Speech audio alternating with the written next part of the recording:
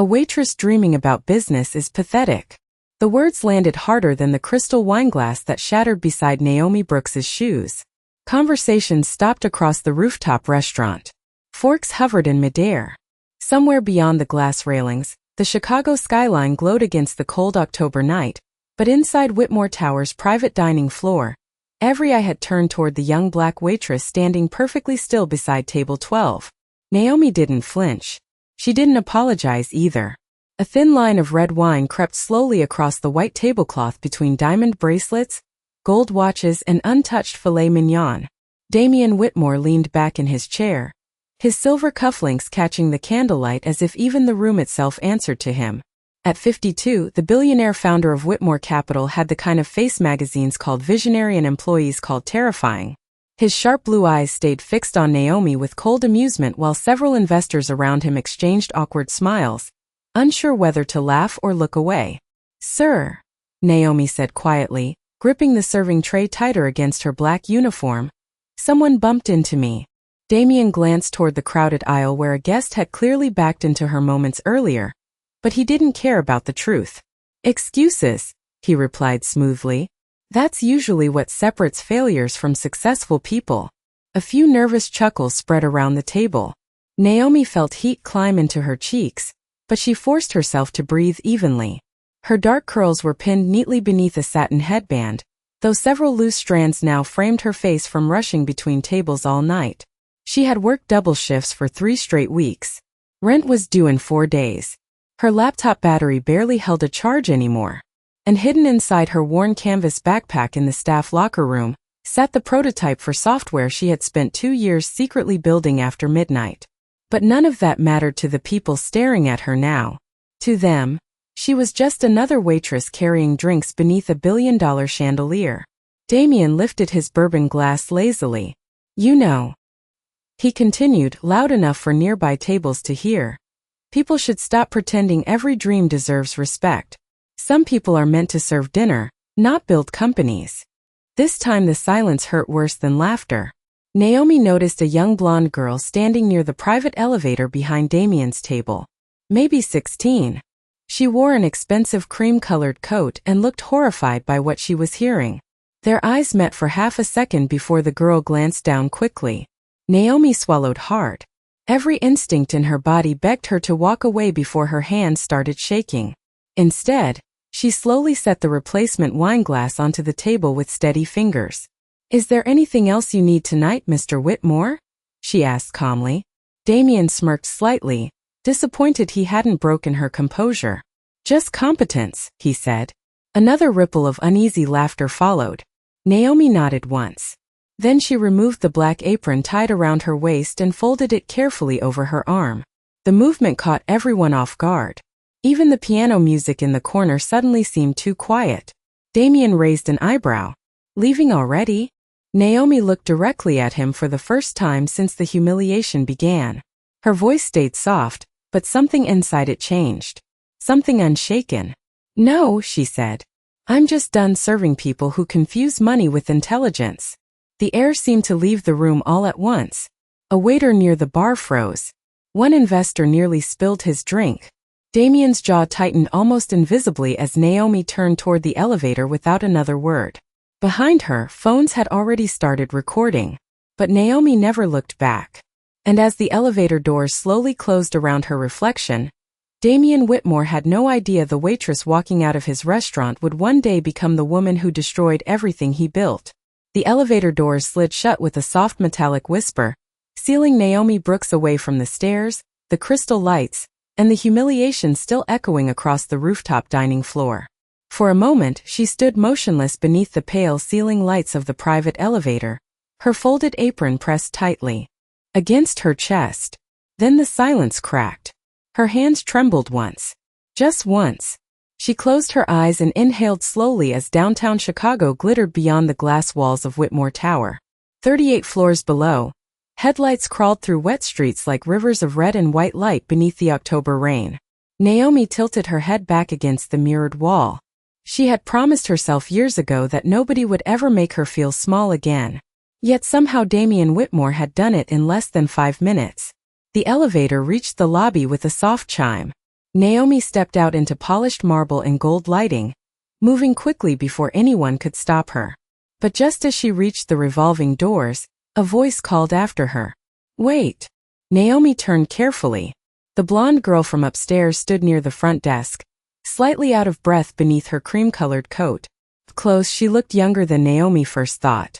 Maybe 17. Her blue eyes carried the same sharpness as Damian Whitmore's, but none of his cruelty.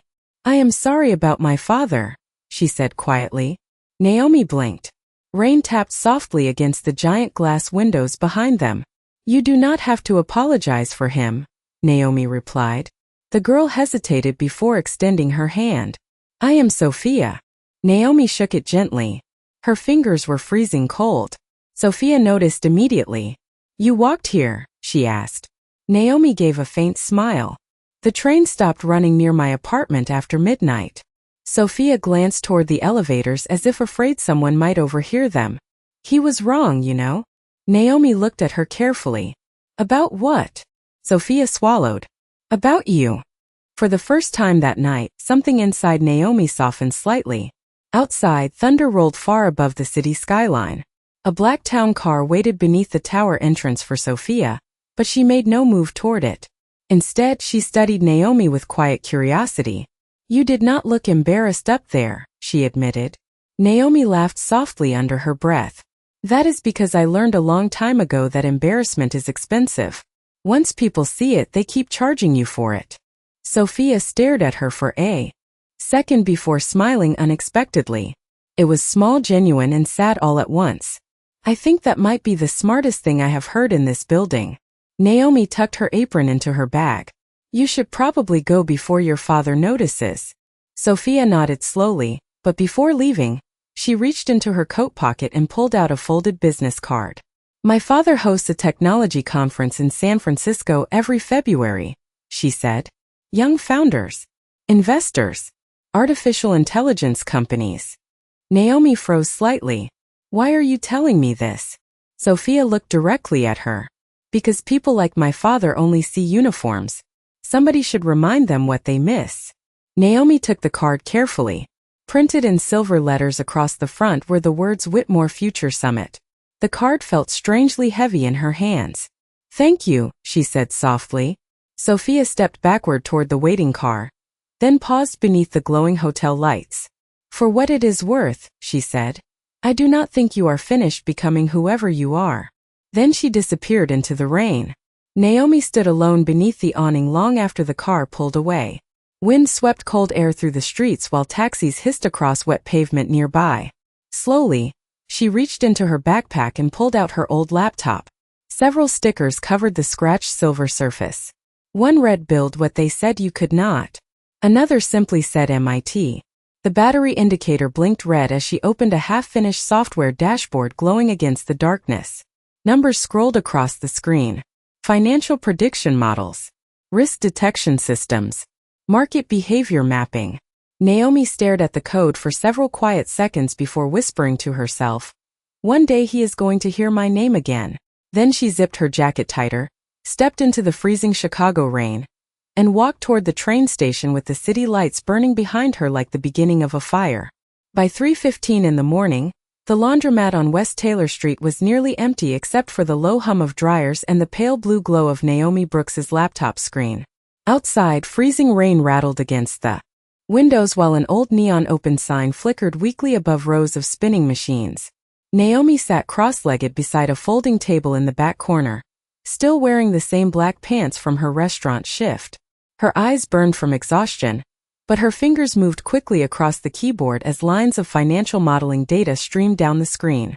Across from her, Ethan Cole rubbed both hands over his face before letting out a tired breath. "We are down to $214, he muttered. "That is not enough for cloud hosting next month, Naomi." She did not look up. "I know." Ethan stared at her for a moment. At 29, he looked more like an overworked graduate student than the chief technology officer of a startup. His hoodie sleeves were pushed to his elbows, revealing ink smudges along his wrists from writing equations by hand earlier that night. Empty coffee cups crowded the table beside him. "Then maybe we should stop pretending this is going to work." Naomi's typing slowed slightly. Nearby, a washing machine thumped unevenly against the floor like a distant heartbeat. "You want to quit?" she asked quietly. Ethan leaned back in the plastic chair and laughed without humor. "No investors. No office. No employees left besides us. Your apartment Wi-Fi barely works and now half the internet thinks you are some waitress who got destroyed by a billionaire." Naomi finally looked at him. Half the internet also watched him insult someone for working hard. Ethan sighed. "That clip has 8 million views, Naomi. You know what people love more than success? Public humiliation." For a second, silence settled heavily between them. Naomi glanced down at the laptop again. Thousands of lines of predictive finance code filled the screen beneath the project name Novaledger. She had spent the last 2 years secretly building software capable of detecting market instability hours before traditional systems could react. Faster forecasting, smarter risk management, cleaner data patterns. It was the kind of technology billion-dollar firms would fight wars over if they understood what it could become. But right now, it existed inside a second-hand laptop beside a broken vending machine. Ethan shook his head slowly. "You heard what Whitmore said. People like him do not lose." Naomi stared at the blinking cursor for several long seconds before speaking. "My mother cleaned hotel rooms for 19 years. Ethan frowned slightly, confused by the sudden shift. Naomi's voice remained calm. "Every morning she left home at 5:30. Every night she came back smelling like bleach and soap. One day I asked her why she worked so hard when nobody noticed. Rain hammered harder against the laundromat windows. Ethan listened quietly. She told me something I never forgot." Naomi closed the laptop halfway and leaned back in the chair. "She said rich people build tall buildings because they are afraid somebody else might rise higher." Ethan looked at her carefully. "And?" Naomi's eyes drifted toward the television mounted above the laundromat counter. The muted screen replayed footage from Whitmore Tower. Damien's cold expression. Her black uniform. The shattered wine glass. Headlines crawled beneath the video in bright red letters.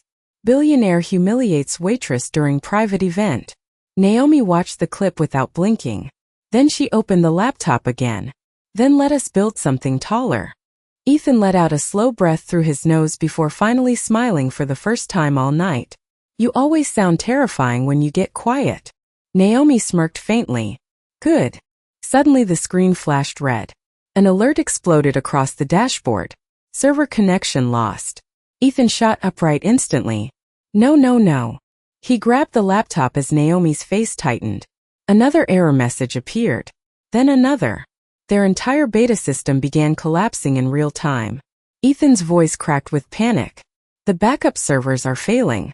Naomi reached for the keyboard immediately, her heartbeat pounding louder than the dryers spinning around them. Outside, thunder rolled over Chicago while the lights inside the laundromat flickered once, then twice.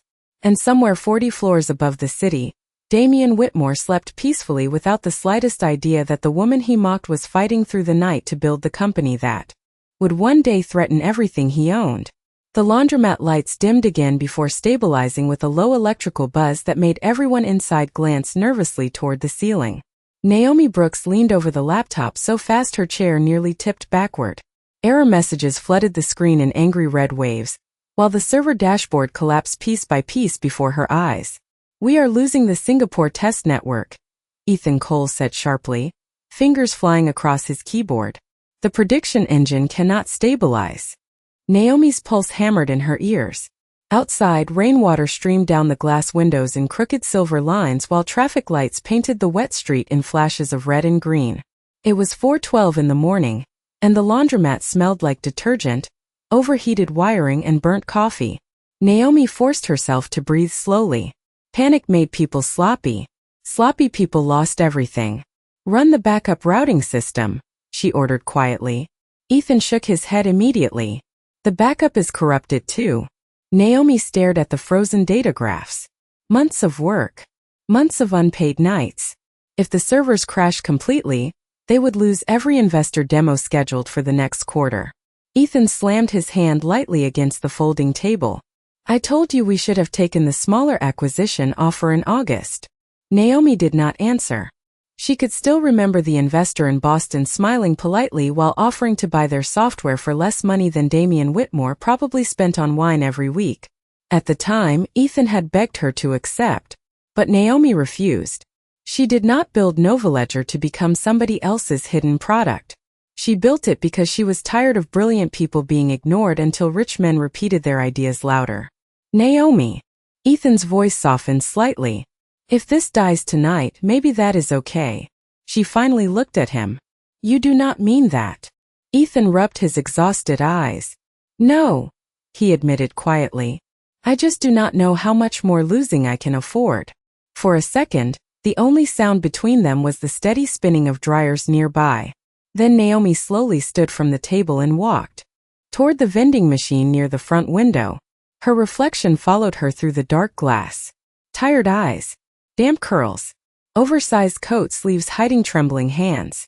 Nobody looking at her now would guess she once ranked among the top software engineering students at MIT before dropping out to care for her sick mother. Nobody would guess she had spent years secretly studying the same financial systems billion-dollar firms depended on every day. People saw whatever matched the uniform. Waitress. Broke girl. Failure. Naomi stared at her reflection for a long moment before speaking softly without turning around. When my mother got sick, the hospital gave us payment options. Ethan listened quietly behind her. One doctor told me something I never forgot. He said treatment was possible if we could afford enough time. Her voice remained steady, but something heavier settled beneath it now. That is how this country works, Ethan. Rich people buy time. The rest of us beg for it. Ethan lowered his eyes. Naomi turned back toward him slowly. I am done begging. Silence filled the laundromat again. Then suddenly the front door opened with a burst of cold wind. Both of them looked up instinctively. Sophia Whitmore stepped inside beneath the flickering neon lights, clutching a dark umbrella against the storm. Her cream-colored coat was spotted with rain, and strands of blonde hair clung damply against her cheeks. Ethan nearly choked on his coffee. Wait, he whispered. Is that? Naomi froze completely. Sophia looked around awkwardly at the nearly empty laundromat before her eyes landed on Naomi near the vending machine. I know this is strange, she said softly, but I think you are going to need this. Naomi frowned slightly as Sophia walked toward the folding table and placed a thick envelope beside the laptop. Ethan stared at it carefully. What is this? Sophia hesitated. Investor guest passes for the Whitmore Future Summit in San Francisco next month. Naomi blinked in disbelief. Why would you help me? Sophia glanced down at the failing server alert still flashing across the screen. Then she looked directly at Naomi again. Because my father has spent his whole life teaching people how to fear powerful men. Her expression hardened slightly for the first time. I want to see what happens when somebody finally does not. Behind them, the laptop suddenly chimed. Ethan spun around so fast his chair rolled backward across the floor. His eyes widened instantly. Naomi. She rushed over beside him. The server dashboard was stabilizing. One by one, the failed systems came back online. Singapore restored. Chicago restored. New York restored. Naomi stared at the glowing screen in stunned silence while rain hammered the city outside. Then another notification appeared across the top monitor in bright green letters. First Enterprise client request received. 6 weeks later, sunlight spilled across the glass towers of downtown San Francisco, while black luxury cars lined the entrance of the Whitmore Future Summit like polished dominoes stretching along Market Street. Inside the convention center, thousands of investors, founders, and reporters moved beneath enormous digital screens glowing with artificial intelligence forecasts and billion-dollar valuation charts. The air smelled like expensive coffee, fresh carpet, and ambition. Damian Whitmore stood backstage adjusting the silver cufflinks beneath his navy suit, while assistants hurried around him carrying tablets and schedules. Your keynote begins in 14 minutes, one assistant said nervously. Damian nodded without looking up. Since the incident in Chicago, his public relations team had managed to quiet most of the online criticism. New headlines had replaced the old ones. Markets moved on. They always did. Still, every now and then, he caught people glancing at him strangely during interviews, as if they remembered something unpleasant they could not fully forget. Damien hated that feeling. Nearby, giant LED screens displayed the summit theme in glowing white letters. The future belongs to those who build it. Damien smirked faintly at the irony. Across the convention floor, Naomi Brooks stood near the rear entrance gripping the straps of a borrowed black blazer, while Ethan Cole paced beside her like a man walking toward a firing squad. Hundreds of voices echoed through the massive hall around them while camera flashes burst like tiny lightning strikes beneath the ceiling lights. Naomi had never seen so many wealthy people in one room before. Tailored suits, diamond earrings, perfect smiles hiding ruthless instincts. The entire building felt like a cathedral built for power. Ethan lowered his voice. "We can still leave." Naomi looked at him calmly. "No," he exhaled sharply. "Naomi, these are not startup people anymore. These are billion-dollar firms." She adjusted the conference badge hanging around her neck. "Novaledger guest speaker." "Good," she replied softly. Before Ethan could answer, another voice interrupted them. "I knew you would come." Sophia Whitmore stepped through the crowd wearing a pale blue pantsuit and low heels, her blonde hair tied neatly behind her shoulders. Naomi smiled slightly at the sight of her. Sophia glanced around carefully before lowering her voice. "You are trending again." Ethan blinked. "What?" Sophia held up her phone. On the screen, investors were already posting about the mysterious startup scheduled to unveil a predictive financial engine with performance numbers nobody believed possible. Rumors spread quickly in rooms filled with money. Naomi stared silently at the headlines scrolling upward. Unknown female founder expected to shake AI finance sector. "You did not tell me reporters would be here," Ethan whispered in horror. Sophia smiled faintly. "This conference is where billionaires decide who matters." Naomi's eyes drifted toward the main stage across the hall. Damien Whitmore stepped into view beneath blinding white lights as the audience erupted into applause. He looked completely untouchable standing there. Calm, sharp, certain the world still belonged to him. Naomi felt her stomach tighten slightly. Ethan noticed immediately. "You okay?" Naomi nodded once. "I just remembered something." "What?" She looked directly at Damien across the massive convention floor. "He still thinks he met a waitress." Moments later, Damien began his keynote speech beneath roaring applause. "Technology," he announced smoothly, "belongs to people willing to think bigger than everyone else." Cameras flashed wildly across the audience while giant screens projected his image 50 feet high. Naomi watched silently from backstage. Then suddenly the master schedule updated across every digital monitor in the building. Next keynote presentation. Novaledger AI Systems, founder and CEO Naomi Brooks. Damien continued speaking for another sentence before his eyes accidentally drifted toward the side monitor nearest the stage. The words appeared there in massive white letters beneath Naomi's professional headshot. For the first time all morning his voice stopped. Just slightly, barely noticeable to most people. But Sophia saw it instantly. Damien stared toward the backstage entrance as confusion flickered across his face. Then Naomi stepped forward beneath the edge of the stage lights wearing the same calm expression. She carried the night he humiliated her in Chicago. Except this time nobody saw a waitress. They saw a founder. For 3 long seconds the entire convention hall seemed to forget how to breathe. Damien Whitmore stood frozen beneath the stage lights while thousands of people turned toward the backstage entrance at once. Naomi Brooks stepped forward calmly. The soft click of her black heels nearly drowned beneath the sudden wave of whispers spreading across the room. Giant screens above the audience displayed her face beside the glowing Novaledger logo, while financial reporters scrambled to update headlines in real time. Ethan Cole walked several feet behind her looking pale with disbelief, clutching a tablet against his chest like he still expected security to stop them at any second. Damien recovered first. Men like him always did. His expression smoothed instantly into polished control as applause slowly rippled through the crowd. But his eyes stayed fixed on Naomi with unmistakable recognition now. The waitress.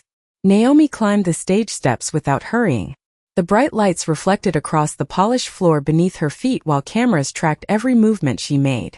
Somewhere in the front rows, investors leaned toward one another whispering numbers, valuations, rumors. Damien stepped aside from the podium, though not completely. He still occupied space like a man who believed every room belonged to him. "Miss Brooks," he said smoothly into the microphone, "this is unexpected." Naomi accepted the handshake he offered, though her expression never changed. "So is underestimating people," she replied quietly. A low murmur swept across the audience instantly. Damien's jaw tightened almost invisibly before he smiled for the cameras. Naomi turned toward the crowd as the giant screens behind her shifted from her headshot to live system projections generated by Novaledger. Financial models spiraled across the displays in glowing blue patterns, while market predictions updated faster than most firms could process manually. Even seasoned investors straightened in their seats. Naomi's voice remained calm, steady, almost soft despite the enormous room watching her. "Most financial systems react to instability after damage begins," she explained. "Our system predicts behavioral shifts before collapse patterns fully emerge." Ethan tapped controls backstage while real-time simulations unfolded across the screens. Commodity crashes, banking fluctuations, risk chain detection. Every projection updated with frightening speed. Several executives exchanged stunned looks immediately. One older investor near the front removed his glasses completely as if he no longer trusted his own eyes. Damien remained beside the stage watching silently now. Naomi continued speaking without looking at him once. "The biggest problem in modern finance is not intelligence," she said. "It is arrogance. Most systems fail because powerful people assume they are too important to listen early enough." That line landed hard. Several audience members glanced instinctively toward Damien before quickly pretending they had not. Sophia Whitmore sat near the rear of the ballroom, gripping the edge of her seat tightly, unable to hide the small smile forming across her face. Naomi moved through the presentation with quiet precision. No dramatic gestures.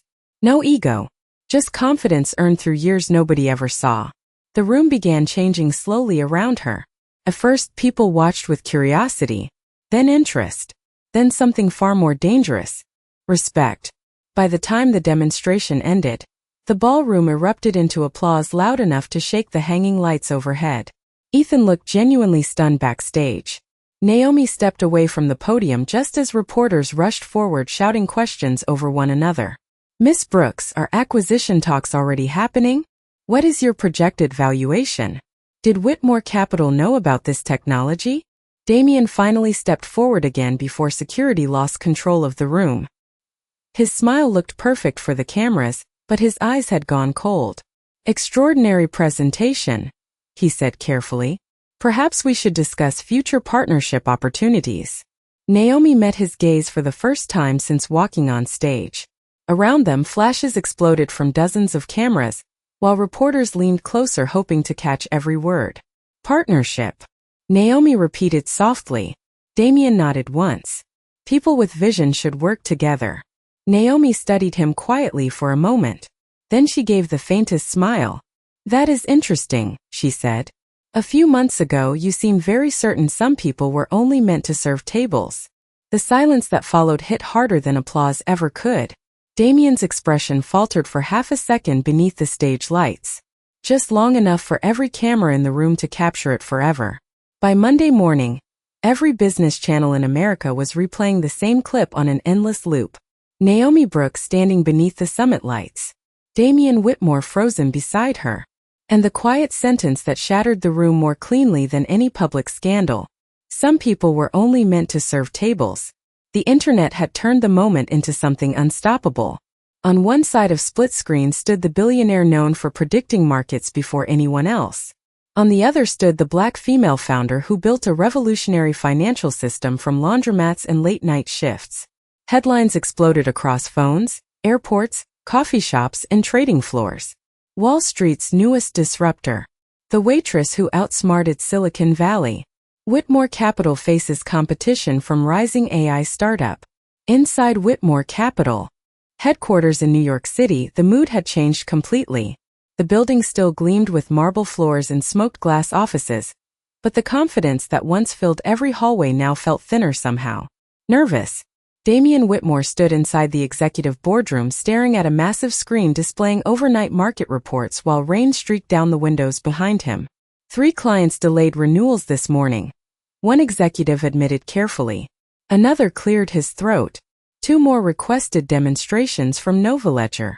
Damien remained silent. His reflection stared back at him faintly through the dark glass. They are chasing headlines, he finally said coldly. It will pass. But nobody in the room sounded convinced anymore. Across the country in Chicago, Naomi sat inside a cramped co-working office above a bakery while cardboard boxes still lined half the walls. The room smelled faintly like cinnamon rolls from downstairs mixed with overheated electronics and fresh paint. Ethan Cole stood in front of a whiteboard covered in numbers, his voice shaking with disbelief. We have 37 meeting requests. Naomi looked up from her laptop slowly. From who? Ethan laughed once. Everyone. He held up the tablet screen toward her. Goldman Sachs. Venture firms. International banks. Technology partnerships. Even reporters from London and Tokyo wanted interviews. Naomi stared quietly at the flood of messages. 6 months ago, nobody would even return her emails. A soft knock interrupted them. Sophia Whitmore stepped into the office carrying 2 coffee cups and wearing sunglasses despite the cloudy weather outside. Ethan blinked immediately. How do you keep finding us? Sophia smiled faintly. Your building has a giant Novaledger banner hanging outside now. Naomi accepted one of the coffees. Thank you. Sophia removed her sunglasses slowly, revealing tired eyes beneath them. My father is preparing a counterattack. Ethan stiffened instantly. What kind? Sophia hesitated. The kind rich men use when they realize money cannot buy admiration anymore. Naomi leaned back quietly in her chair. She already understood. Media pressure. Investor. Intimidation. Rumors. Smiling destruction hidden behind legal paperwork and polished interviews. Sophia looked at her carefully. He has never lost publicly before. Naomi's voice stayed calm. Then this probably feels personal. Sophia let out a small humorless laugh. To him, losing always feels personal. Before anyone could answer, Ethan's phone buzzed loudly against the desk. He glanced down at the screen and immediately went pale. Naomi. She looked up sharply. Ethan turned the phone toward her. A major financial news network had just released an anonymous report questioning Novaledger's stability. The article implied Naomi exaggerated performance numbers and lacked corporate experience. Beneath it, social media comments multiplied by the second. Waitress pretending to be CEO. Just another viral story. Damien moved faster than she expected. Sophia closed her eyes briefly. I tried to warn you. Naomi read the article silently for several seconds while rain tapped against the office windows. Then another notification appeared. And another. Investors began postponing meetings. One partnership request disappeared completely. Ethan paced the room anxiously. This is bad. Naomi remained perfectly still. Outside, sirens echoed faintly through downtown Chicago while gray clouds darkened the skyline. Finally, she stood from her chair and walked toward the office window overlooking the street below. People hurried beneath umbrellas without noticing the war quietly beginning several floors above them. Sophia watched Naomi carefully. Are you afraid? She asked softly. Naomi stared out at the city for a long moment before answering. No, she turned back slowly, calm returning to her face piece by piece. Because men like your father only know how to fight people they believe are beneath them. Ethan frowned. And Naomi's eyes hardened slightly for the first time all morning. He still does not realize I learned this game inside his industry. Then she opened her laptop again while thunder rolled low across the Chicago skyline. And somewhere far away in New York, Damien Whitmore unknowingly began a war against the one person who understood exactly how his empire was built. The first crack appeared on a Thursday afternoon at exactly 2:17 p.m. inside Whitmore Capital's executive trading division. First, nobody panicked. One account transferred unexpectedly. Then another. By 3:05, 3 institutional clients worth nearly $400 million had suspended negotiations with Whitmore Capital pending technology reevaluation. The phrase spread through the building like smoke. Employees whispered nervously across glass hallways while market analysts refreshed screens over and over, hoping the numbers would reverse themselves. They did not. Damien Whitmore stood inside his private office overlooking Manhattan with both hands pressed against the edge of his desk. Below him, New York moved as always. Yellow taxis. Steam rising through cold winter streets. People hurrying beneath gray skies without realizing billions of dollars were quietly shifting direction above them. Where are they going? Damien asked coldly. No one answered immediately. Finally, his senior analyst cleared his throat carefully. Most appear to be moving toward predictive systems powered by Novaledger. Silence swallowed the room. Damien looked toward the enormous television mounted across his office wall. Every financial network now carried Naomi Brooks's face almost daily. Interviews, articles, investor meetings, magazine covers calling her the future of ethical finance technology. Ethical. Damien hated that word. It implied someone else was unethical by comparison. His jaw tightened as another notification flashed across the market ticker. Whitmore Capital stock falls 6% after client losses. Get me legal, he ordered sharply. And every media consultant we have. Across the country in Chicago, snow drifted slowly past the windows of Novaledger headquarters, while employees worked through the evening surrounded by unpacked equipment and glowing monitors. The office had transformed completely in only 2 months. Real desks now replace folding tables. A coffee machine hummed near the entrance. Whiteboards filled with expansion plans covered entire walls. Yet Naomi Brooks still worked from the smallest office in the building. Ethan Cole knocked once before entering, holding a tablet tightly against his chest. You should probably see this. Naomi looked up from her screen. Ethan handed her the tablet silently. A new article had just exploded online. Former employees from Whitmore Capital were anonymously accusing the company of manipulating internal forecasting data, for years, in order to pressure smaller firms into acquisition deals. Naomi stared at the screen carefully. This is not from us, Ethan said immediately. I know. Another headline appeared seconds later. Internal sources claim Whitmore executives ignored warnings about system instability. Naomi's eyes narrowed slightly. She remembered those warnings. Because years earlier, before waitressing, before laundromats, before Novaledger even existed, she had written some of them herself during her short internship inside Whitmore Capital. Nobody listened then either. Ethan lowered his voice. If this keeps spreading, Naomi finished the sentence quietly. Investors will panic. Outside her office, employees laughed near the coffee station while snow coated the city streets below. It sounded strangely normal compared to the storm building elsewhere. Suddenly Naomi's office door opened again. Sophia Whitmore stepped inside looking pale. She removed her gloves slowly, snow melting against the leather. It is getting worse, she whispered. Naomi stood immediately. What happened? Sophia looked down for a moment before answering. My father fired 3 executives this morning. Ethan frowned. Because of the leaks? Sophia nodded weakly. The board thinks he is losing control. Naomi studied her carefully. For the first time since meeting her, Sophia looked genuinely frightened. And you? Naomi asked softly. Sophia gave a small broken laugh. I grew up believing my father could solve anything. Snow tapped gently against the office windows while Chicago traffic glowed below like rivers of light. But? Naomi asked. Sophia looked up slowly, her blue eyes tired and uncertain now. I think he built his entire life on people being too afraid to challenge him. Silence settled across the room. Then Ethan's phone buzzed. Loudly. He checked the notification once before staring at the screen in disbelief. Naomi. She turned sharply. Ethan swallowed hard. Whitmore Capital just lost another $12 billion in market value. Even Sophia closed her eyes at that number. Far away in Manhattan, Damien Whitmore stood alone inside his dark office while television anchors discussed his collapsing empire beneath glowing stock charts. The same man who once controlled entire markets now watched them slip through his fingers one headline at a time. Then his phone buzzed. He picked it up immediately expecting another investor call. Instead, a video notification filled the screen. It was the old rooftop clip from Chicago again. Naomi standing silently in her waitress uniform, while he mocked her in front of strangers. Damien stared at the frozen image for a long moment. But this time, for the first time, he noticed something he had completely missed before. She never looked ashamed, only disappointed.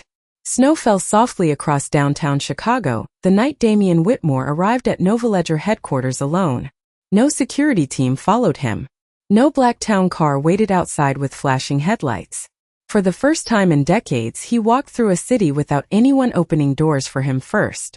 The cold wind moved through the streets in sharp waves while Christmas lights glowed above storefront windows and bundled strangers hurried past him without recognition. 2 months earlier, his face had filled magazine covers beside words like untouchable and visionary. Now financial networks spoke about him with careful voices usually reserved for fallen kings. Whitmore Capital still existed, but smaller now.